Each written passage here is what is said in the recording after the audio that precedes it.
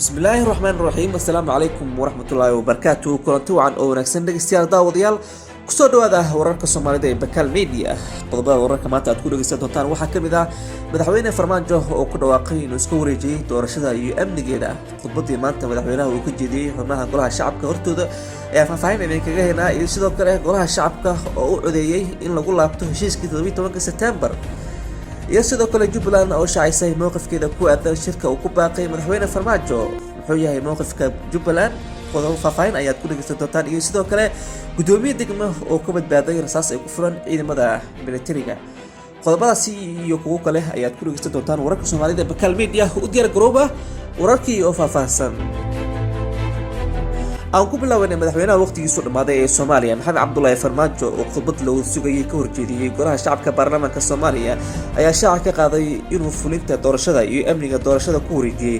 ra'iisul wasaaraha Soomaaliya Maxamed Xuseen Roble Farmaajo ayaa xubnaha baarlamaanka ka codsaday inay ka aqbalaan in laga laabto muddo kororsiga isla markaasina dib loogu laabto miiska wada hadalka si loo horgeliyo heshiiskii 17 September madaxweynaha ayaa baarlamaanka u sheegay iyadoo la qadarinayo duruufaha ay wajahayso magaalada Muqdisho inay ka tanaasulaan go'aankii ay hore u gaareen oo ahaa in muddo 2 sano ah lagu qabto doorasho qof iyo cod ah wuxuuna fariin u diray musharaxiinta iyo siyaasiyiinta mucaaradka isagoo ugu baaqay inaysan colaad waxba soo kordhinaynin oo sida muuqatana waxay mucaaradka dan u arkaan Roble oo hawshii doorashada lagu wareejiyay waxay ahayd mid la wada sugayay arrinta Farmaajo ee ilaamiyay doorashada dadbaneed loo laabto muddo kordhintii la sameeyayna meesha ay ka baxdo dhanka kale kadib khudbadaas madaxweynaha waxaa coday sameeyay golaha shacabka baarlamaanka waxayna u codeeyeen heshiiskii 17 September oo madaxweynaha codsaday xildhibaanada golaha shacabka ee baarlamaanka Soomaaliya ayaa si aqlabiyad leh ku ansixiyay codsigii uu horkeenay madaxweynaha waqtigiisu dhamaaday ee Maxamed Cabdullaahi Farmaajo ee ahaa in dib loogu noqdo heshiiskii doorashada ee 17 September gudoomiyaha baarlamaanka Soomaaliya Maxamed Muuse Sheekh Cabdiraxmaan ayaa ka codsaday xildhibaanada in cod gacantaag ah loo qaado codsiga madaxweynaha mudanayaal iyo marwooyin waxaan dhammaantiin idinka codsanahay idinka oo xeerinaya duruufaha siyaasadeed ee dalka ku gaadaaman iyo marxaladaha cakiran ee aan ku jirno inaad nala qaadataan in lagu noqdo ama lagu laabto heshiiskii wada ogolka ahaa ee aad ansixiseen 26 September 2020 golaha sharafta leh waxaan rabaa inaan caddeeyo in ra'iisul wasaare Maxamed Xuseen Roble uu hogaamin doono diyaarinta iyo hirgelinta doorashada iyo amniga doorashada sidoo kale fulinta qorshaha amniga sida waafaqsan dastuurka dalka waxaa iska leh ra'iisul wasaaraha waxaan farayaa xukuumadda inay u diyaar garowdo hawshaas baaxadda leh ama baaxadda weyn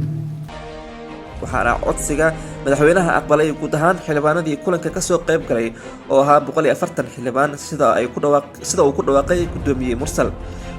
Mursal ayaa sheegay in dalka uu dib ugu laabtay heshiiskii doorashada 17 September maadaama baarlamaanka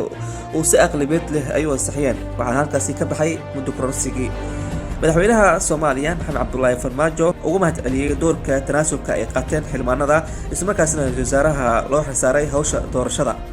hawsha doorashada iyo amnigeedii waxaa lagu rajayay wasaare Roble oo hadda iyo wixii ka dambeeya isaga loogu dambeyn doono jihaynteeda si degdeg ah ayaa la filayaa inuu Roble ilaamiyo oo ay madaxda dowladda goboleedyada imaanayaan si doorashada hawsheedii loo galo waa hagaag dhanka kale maamulka Jubbaland ayaa sheegay inaysan ka qayb gali doonin shirka arrimaha doorashada ee uu ku baaqay madaxweynaha waqtigiisu dhamaaday ee Soomaaliya Maxamed Cabdullaahi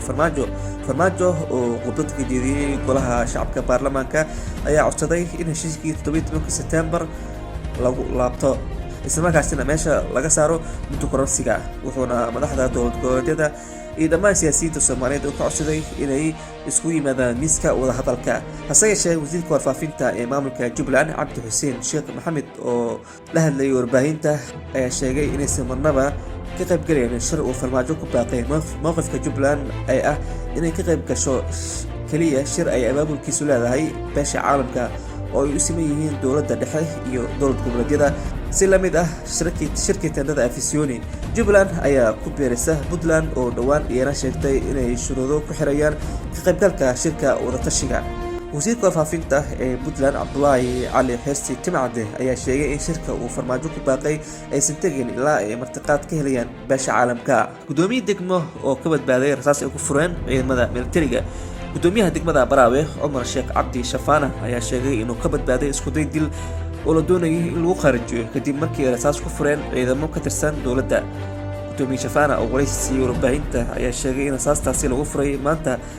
ay ku geeriyoodeen qof rayd ah iyo mid ka mid ah ilaaladiisii oo ka tirsanaa nabad sugidda NISA, iyadoo sidoo kalena khasaaro ba'an uu ka soo gaaray gaarigiisa. Wuxuu sheegay in rasaasta ay ku fureen ciidamada militariga ee ku sugan kontaroolka Baraawe, taasi oo ku tilmaamay inuu ahaa isku day dil oo uusan garanaynin sababta keentay beegsigiisa sida uu hadalka u dhigay. Dhinaca kale, taliyaha ciidamada militariga ee degmada Baraawe Cabdiraxmaan Jimcaale oo isna la hadlayay warbaahinta ayaa sheegay in si kas ah aan loogu furin rasaasta, balse ay jirtay war gaar ah oo ka horeysay kaasi oo sheegay in qarax gaari oo la sheegay inuu ku jiro degmada Baraawe. Xaaladda degmada Baraawe ayaa degan kadib markii